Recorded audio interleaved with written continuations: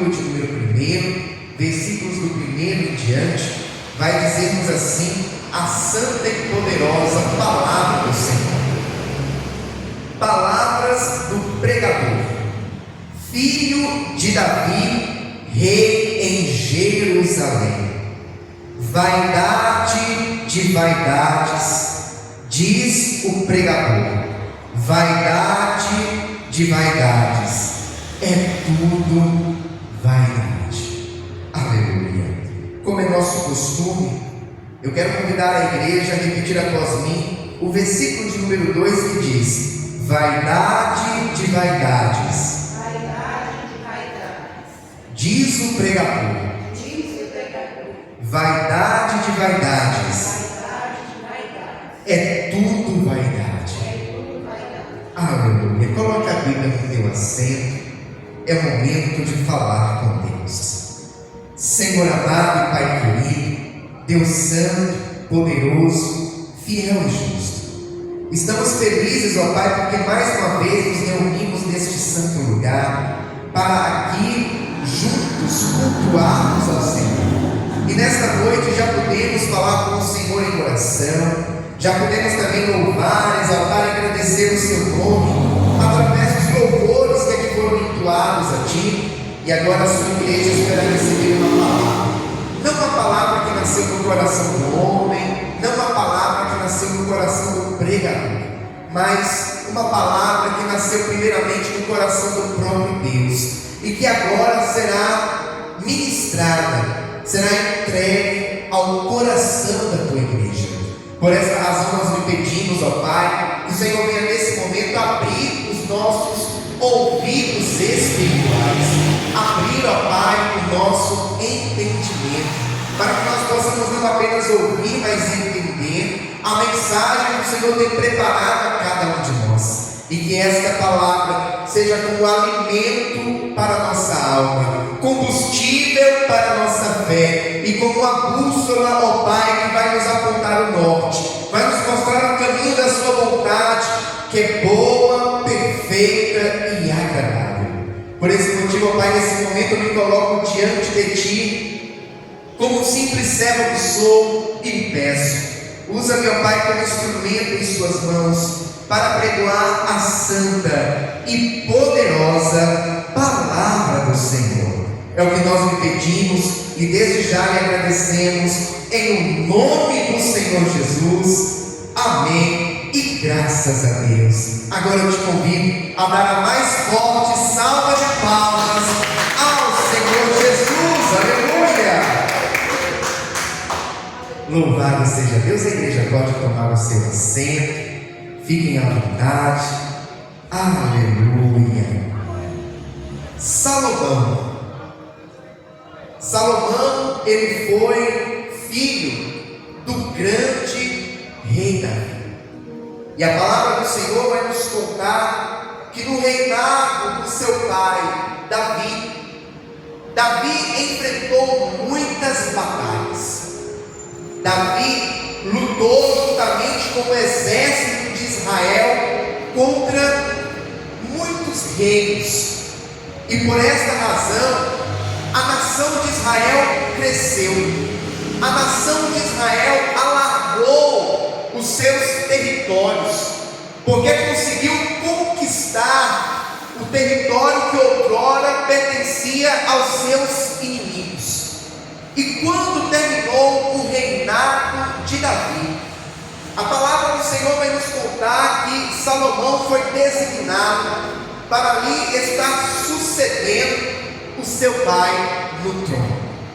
Eu imagino Salomão sentindo na pele o peso da responsabilidade de estar à frente da nação de Israel. A nação de Israel não era mais um pequeno povo. A nação de Israel não era mais uma nação fraca, mas agora era uma grande nação. Uma nação que já tinha um exército forte, experiente, que havia vencido muitas batalhas pelo poder do Deus Todo-Poderoso que estava no meio daquela nação. E agora Salomão tinha responsabilidade de dar continuidade ao legado do seu pai, o rei Davi. É por essa razão que quando Deus coloca diante de Salomão a oportunidade dele pedir o que ele quisesse, a Bíblia vai nos falar que Salomão não pede riquezas. A Bíblia vai nos falar que Salomão não lhe pede poder, mas a Bíblia vai nos falar que Salomão pede a Deus sabedoria para governar o seu povo. E verdadeiramente, o Senhor é aquele que entregou para Salomão sabedoria. A palavra do Senhor vai nos falar que não houve homem como Salomão no tocante à sabedoria. Tanto que vinham reis de outros reinos, de outras partes, de outros lugares, para ouvir Salomão, para falar com Salomão, para entender que sabedoria era essa que aquele homem tinha. E aquela sabedoria era uma sabedoria vinda da parte do próprio Deus sobre a vida de Salomão. A palavra do Senhor vai nos mostrar que Salomão, em sua vida, ele viveu fases. E não é muito diferente de nós. Em nossas vidas, nós também passamos por fases. Temos a infância, adolescência, juventude. Aí depois da juventude vem a fase adulta. Vem na sequência a velhice, a terceira idade, como alguns falam hoje também. Enfim, nós passamos por fases em nossas vidas. Assim como também nós passamos por fases no tocante à época em que éramos solteiros, não éramos casados ainda. Logo na sequência passou essa fase. Veio a fase de casado, aonde constituiu-se uma família. E o que nós identificamos em tudo isso? Que conforme o tempo vai passando, conforme as fases vão mudando, nós vamos adquirindo experiência. Experiência de vida, experiência com Deus. E nós observamos que cada fase que nós vivemos em nossas vidas são fases que têm perfis diferentes, aonde nós temos atitudes diferentes. Quando éramos criança, fazíamos coisas de criança. Quando chegamos à adolescência, à juventude, já não fazíamos mais coisas de criança, fazíamos coisas de adolescentes, de jovens. Chegando à fase adulta, a maturidade foi batendo em nossa porta e precisamos amadurecer. Já não fazíamos mais coisas de criança, também já não agíamos como mais adolescentes ou como jovens inexperientes. Começamos a amadurecer. E quando vai chegando a terceira idade, também vai mudando, porque a mente também vai mudando, vai amadurecendo, vai adquirindo experiência. Trazendo agora para a fase de solteiro e de casado. Quando éramos solteiros, agíamos de uma forma. Depois de casado, muda-se a forma de agir, a forma de tratar e assim por diante. São fases que nós passamos em nossa vida. Salomão, mesmo sendo um homem sábio, Salomão também passou por fases na sua vida. A Bíblia vai nos mostrar que Salomão escreveu 3 grandes livros: o livro de Cantares de Salomão, o livro de Provérbios e o livro de Eclesiastes. Com conforme nós vamos lendo esses 3 livros, nós percebemos que há uma mudança muito clara na forma como ele escreve cada um desses livros. O livro de Cantares, sem dúvida alguma, foi escrito por Salomão quando ele era ainda muito jovem, um rei ainda inexperiente, estava aprendendo e estava inclusive afoito por conta da sua juventude, por conta da riqueza que ele tinha, por conta talvez da sua formosura, do seu poder enquanto rei. E ali Salomão ele vai falar sobre o quanto ele se deslumbrava, inclusive, por exemplo, com a beleza feminina. Quando nós lemos o livro de Cantares, nós vamos ver que quem está escrevendo ali é um jovem apaixonado. Ele vai falar sobre Sulamita, inclusive, que foi uma grande paixão na sua vida. No entanto, o tempo foi passando. A fase de juventude, de inexperiência na vida daquele rei também foi passando. E agora, Salomão não é mais aquele jovem inexperiente. Salomão agora já é um homem mais maduro, um homem de meia idade. E provavelmente nesta fase da sua vida, ele escreve o livro de Provérbios. Quem lê o livro de Provérbios e olha para o livro de Cantares, não acredita que foi o mesmo escritor. Mas pasmem, foi o mesmo escritor, foi o mesmo Salomão, porém, em uma outra fase da sua vida. Salomão agora não está mais deslumbrado com a riqueza, com o poder, com a beleza feminina. Salomão agora é um homem de meia idade, mais maduro e centrado.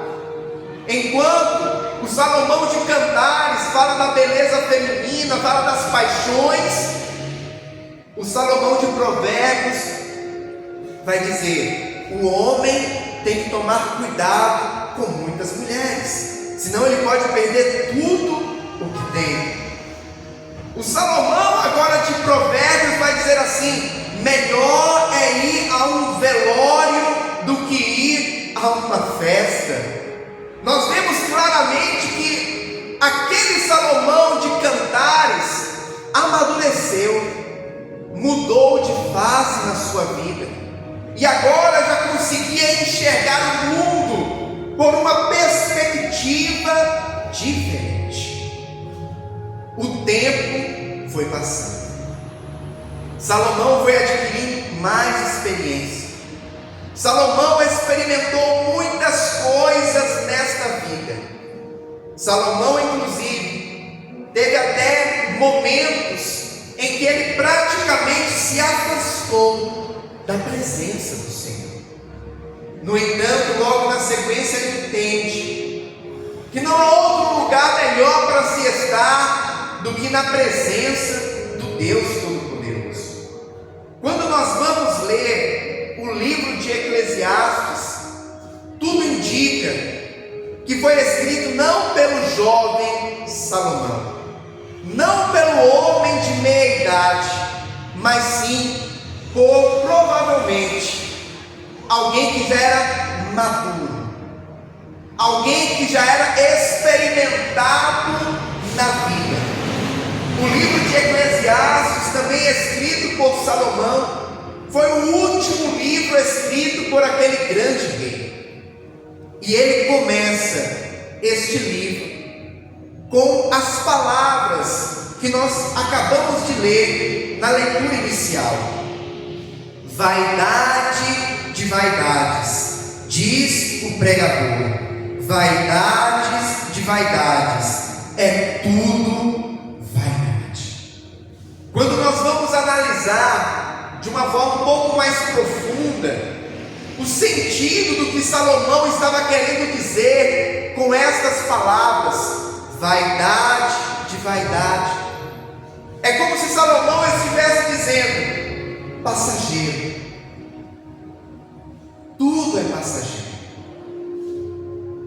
Eu imagino que quando Salomão está escrevendo essas palavras, Salomão está refletindo sobre tudo que ele viveu, sobre o começo do seu reinado, sobre as paixões que ele teve na vida, a riqueza, o poder. E apesar de ser um homem sábio, mas ele reflete sobre os seus erros e acertos, porque o fato de ser sábio não quer dizer que não vamos em algum momento errar, não vamos em algum momento falhar.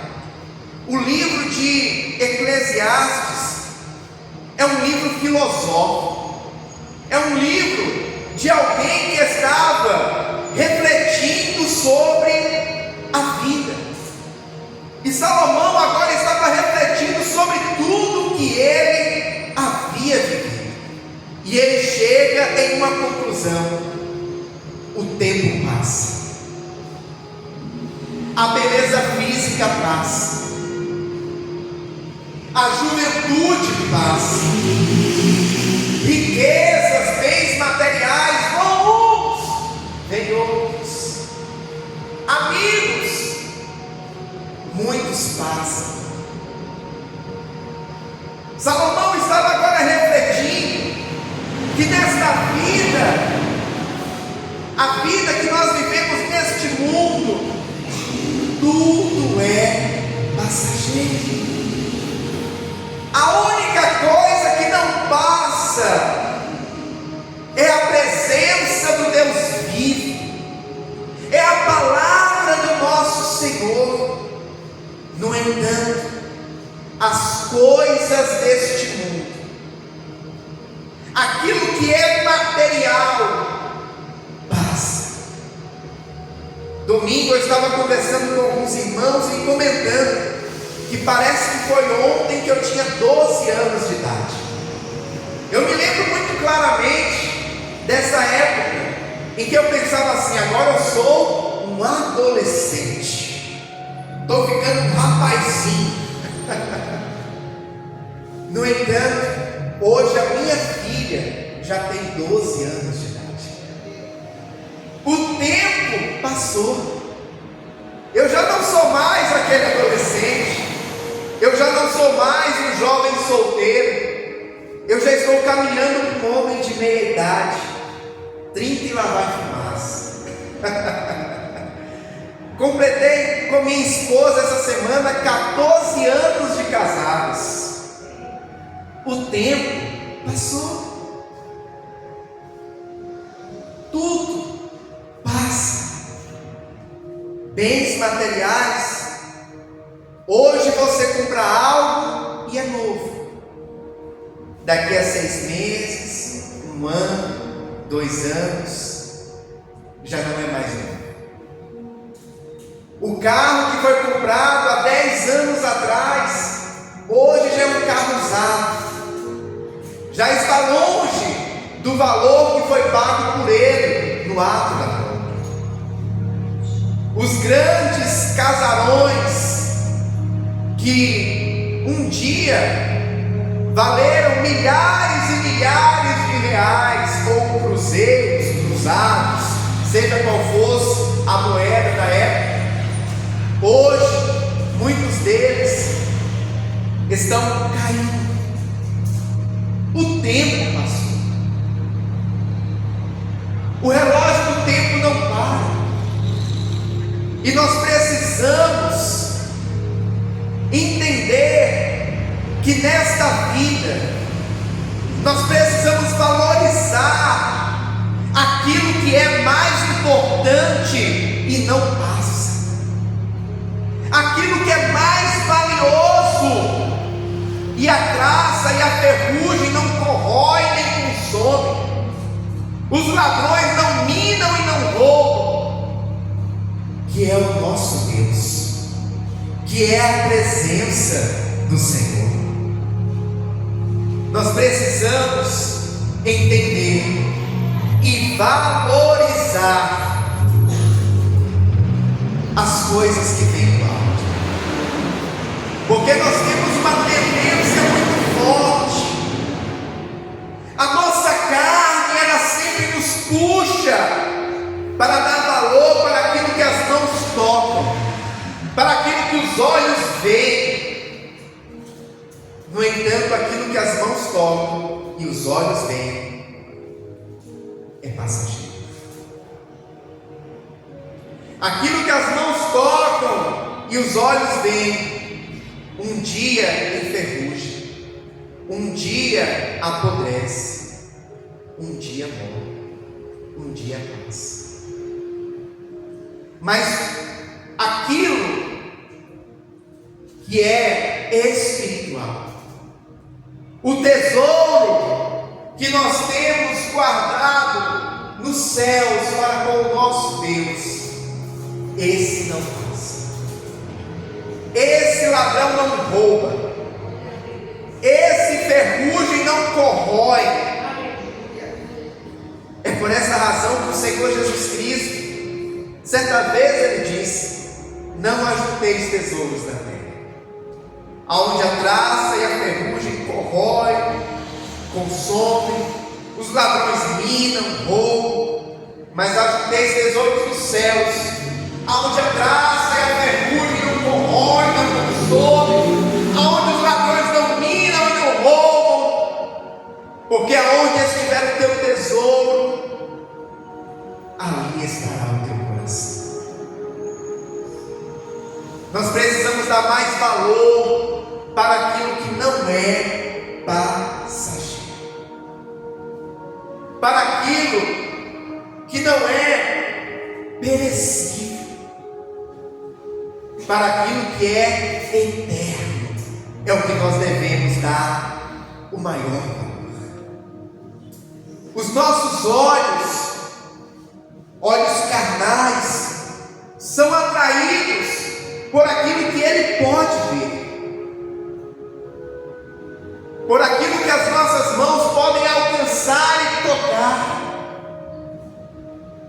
E muitas das vezes o nosso coração se apega àquilo que os olhos veem e as mãos tocam. No entanto, o nosso coração, ele precisa se desapegar daquilo que é material e se apegar para aquilo que é sobrenatural.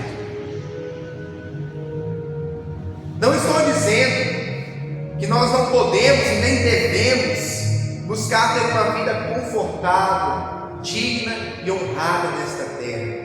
Com certeza sim, podemos, devemos, e Deus quer isso para cada um de nós. No entanto, Deus não quer que o nosso coração esteja preso a essas coisas.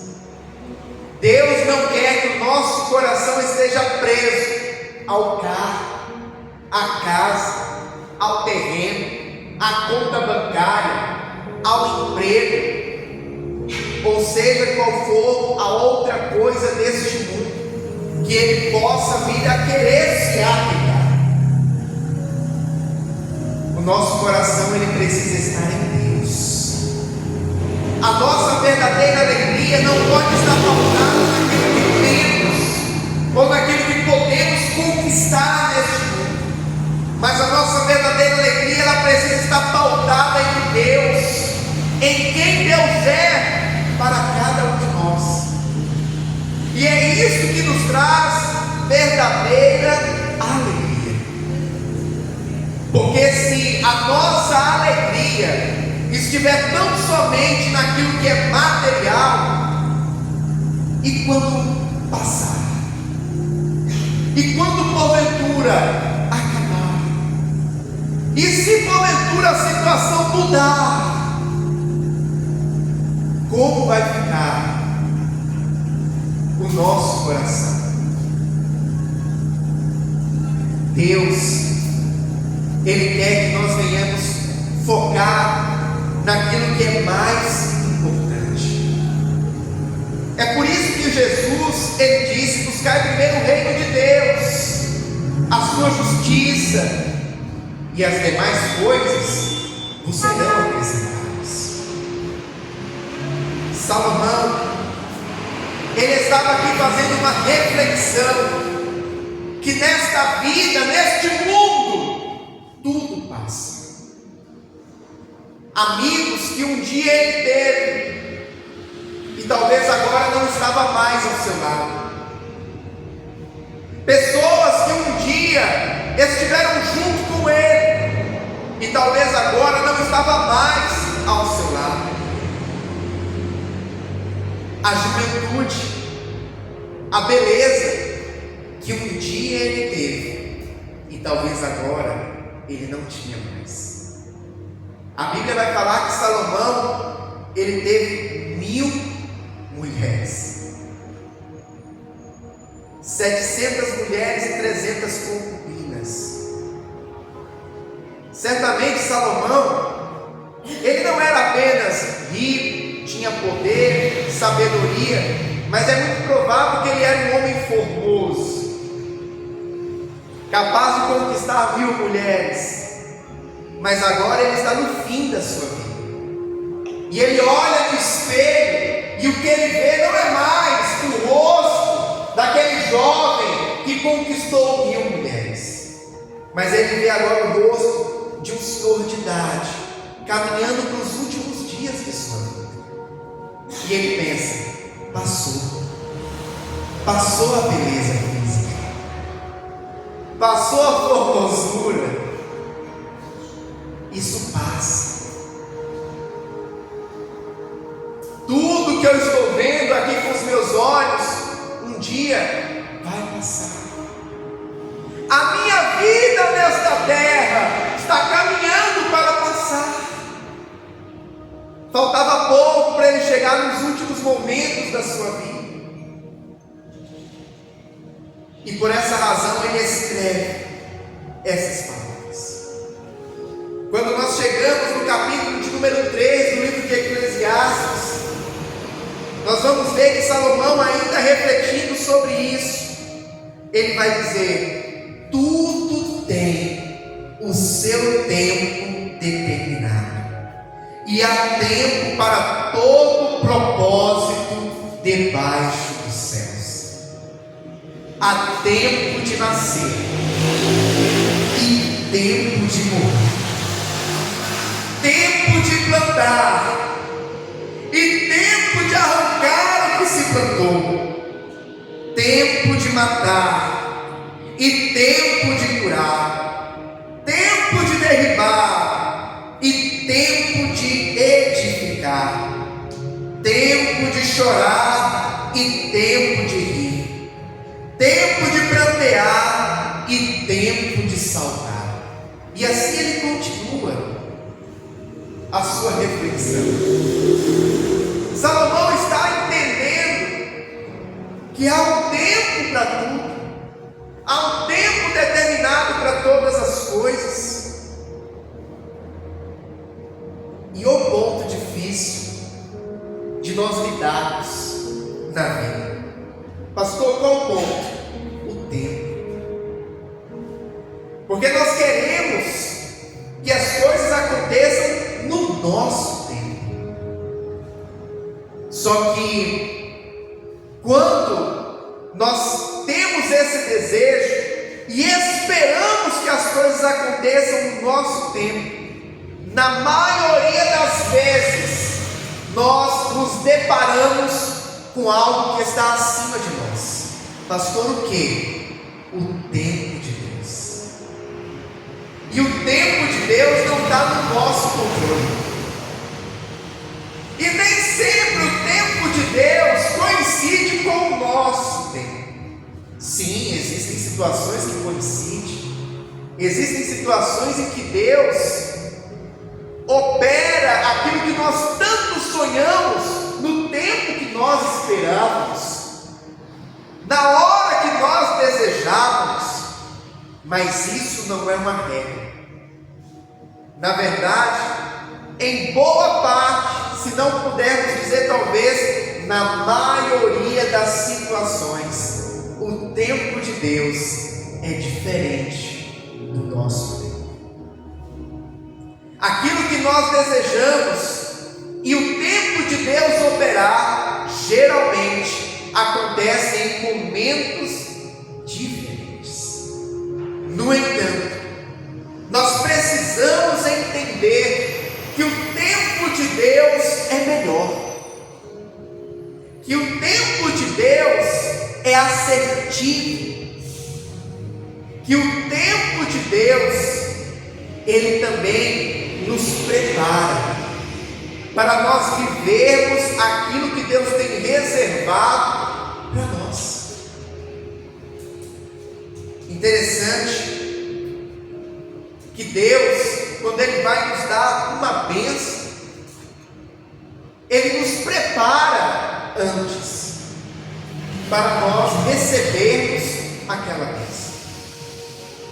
Nós, na nossa, muitas das vezes, imaturidade, queremos que as coisas aconteçam no nosso tempo, a bênção venha no nosso tempo. No entanto, nem sempre nós estamos prontos para receber aquilo que Deus tem para nos entregar no tempo que estamos esperando. É como uma pessoa, por exemplo, dizer assim: Senhor, me dá um carro, Senhor, me dá condições para eu adquirir o meu carro, para eu ter o meu veículo. E muitas das vezes a pessoa pede isso e nem tirou a habilitação ainda. Aí Deus olha lá de cima e fala: você quer o carro, mas nem a habilitação você tirou? Como eu vou te dar o carro? Para você se machucar e machucar outras pessoas? Deus, Ele sabe o tempo certo de nos entregar uma bênção. Por conta do nosso imediatismo. Se Deus nos entregasse tudo no tempo que nós estamos pedindo, não seriam poucas as vezes em que nós iríamos colocar um carro na frente dos bois, como diz o ditado. Porque há um período, há um tempo para que nós sejamos preparados para viver as experiências, inclusive sobrenaturais, com Deus. Deus não faz nada fora do tempo. Deus não faz antes e nem depois. Ele faz na hora certa. O nosso Deus é um Pai zeloso. O nosso Deus é um Pai amoroso. E Ele não vai entregar para o seu filho um presente que vai fazer com que o seu filho se machuque com aquele presente. Hoje eu sou pai, tenho 2 filhas, e muitas das vezes elas me pedem algumas coisas que eu digo não, de maneira alguma. Tem coisas que elas me pedem, eu olho e falo: não, elas já estão prontas. Ou a mais velha já está pronta, mas a mais nova ainda não está. Porque elas estão em fases um pouco diferentes. Então eu não vou dar na mão da minha filha, por exemplo, da minha filha mais nova, uma faca de corte, uma faca de cortar carne afiada. Jamais, porque ela não tem ainda habilidade para manusear, maturidade, e ela pode se machucar gravemente com aquilo. Muitas das vezes nós pedimos algumas coisas para Deus e Deus olha e diz: eu não quero que você se machuque, por isso eu não vou te dar isso agora. E aí Deus vai nos lapidando, Deus vai nos moldando, Deus vai nos amadurecendo, até chegar o momento dele dizer: agora sim, eu vou te entregar, agora você está pronto para receber. Então há um tempo para tudo. E nós nesta vida precisamos saber lidar com o tempo.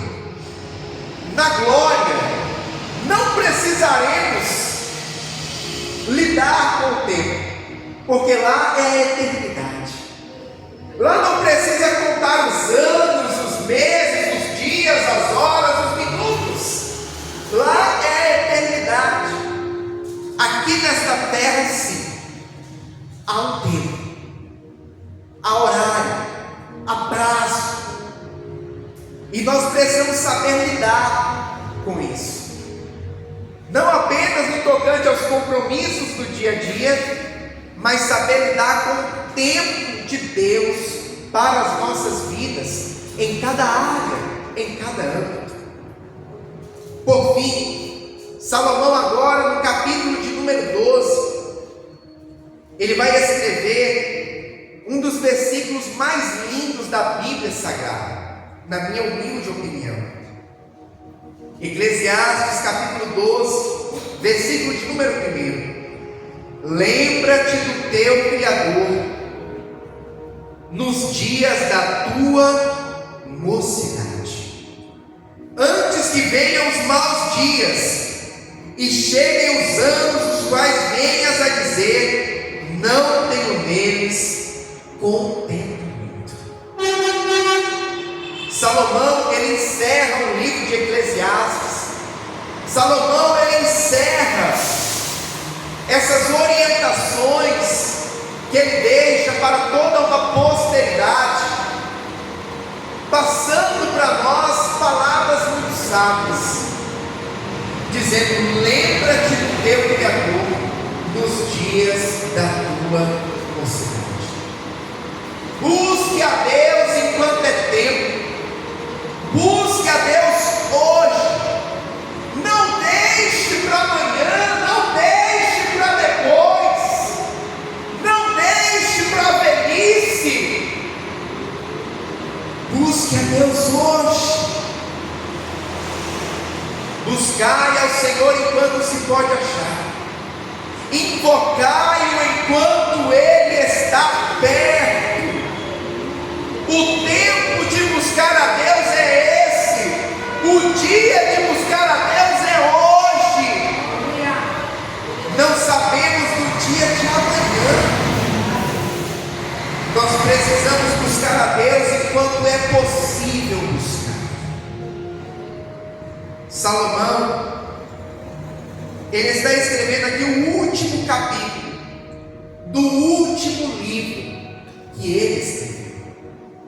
E ele deixa para nós esta orientação: busque a Deus hoje, busque a Deus agora, não deixe para amanhã, não deixe para depois. Certamente quando Salomão escreve este capítulo, é muito possível que ele já estava acometido de doenças, enfermidades, algumas delas vindas por decorrência inclusive da própria idade. Nós sabemos que os anos vão passando e o nosso corpo, com o passar do tempo, se não tomarmos os devidos cuidados, ele vai se debilitando. E aí começam a chegar algumas enfermidades, pressão alta, entre outras. É provável que Salomão estivesse doente. É certo que Salomão não tinha mais o mesmo vigor da sua juventude. E ele está pensando assim: quando eu era jovem, eu tinha tanta energia, tinha como buscar a Deus com intensidade. Hoje, eu já não tenho mais o mesmo vigor, eu já não tenho mais a mesma disposição, eu já não tenho mais a mesma saúde. Nós precisamos buscar a Deus, amados, hoje, agora.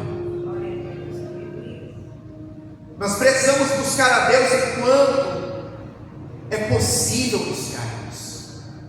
A Bíblia vai nos falar que haverá o tempo em que as pessoas terão fome, terão sede, mas não fome de comida, sede de bebida, mas fome da palavra, sede da palavra, e não vão encontrar.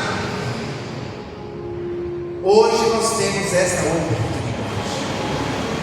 hoje nós podemos fazer isso. Então não podemos deixar passar batido as oportunidades que o Senhor nos entrega. O Senhor nessa noite está nos entregando uma palavra muito clara, que nós precisamos buscar enquanto é tempo. Nós precisamos buscar enquanto nós conseguimos achar, enquanto está disponível para mim, para você, para nós. Nós não sabemos o dia de amanhã. Jesus está voltando. Não sabemos o dia nem a hora. Pode ser daqui a 5 minutos, como pode ser daqui a 50 anos. Pode ser na nossa geração, como pode ser na geração dos nossos filhos, dos nossos netos. Nós não sabemos. Mas o fato é que a promessa que Ele fez, Ele cumprirá. Ele voltará para buscar a sua igreja. Mas além disso, nós precisamos também entender, nós precisamos também ter ciência, que o tempo de nós buscarmos a Deus e tomarmos uma decisão é enquanto estamos em vida. Quando terminar o nosso tempo nesta terra, não teremos mais a opção de escolha de buscar a Deus ou não. O tempo é agora, o dia é hoje, enquanto temos a oportunidade que o Senhor nos entrega.